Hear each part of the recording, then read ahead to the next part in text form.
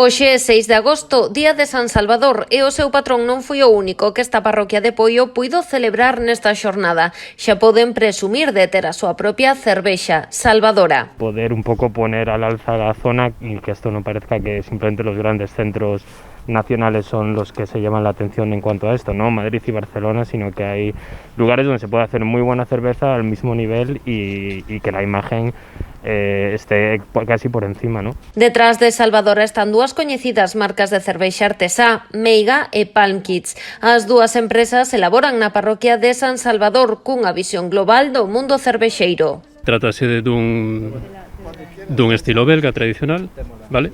Coa salvedade de que na súa elaboración hemos empregado un lúpulo de Nova Zelanda, vale?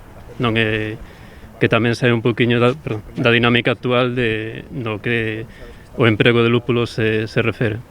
É unha cervexa de 4 grados, moi fácil de beber, con un poquinho corpo e coa aporte do lúpulo pois ten un toque que recorda o viño. Meiga e Palm Kids explican que este é o produto dunha longa amizade e que non será o único. A intención é lanzar unha liña de cervexas artesás elaboradas de xeito conxunto. Al margen de nuestras producciones, cada uno de su propia cervecera, seguir a lo largo del año sacando 2 o 3 de este estilo, ¿no? Es decir, un poco de cara a experimentar y sacar, bueno, nuevos sabores y nuevos líquidos.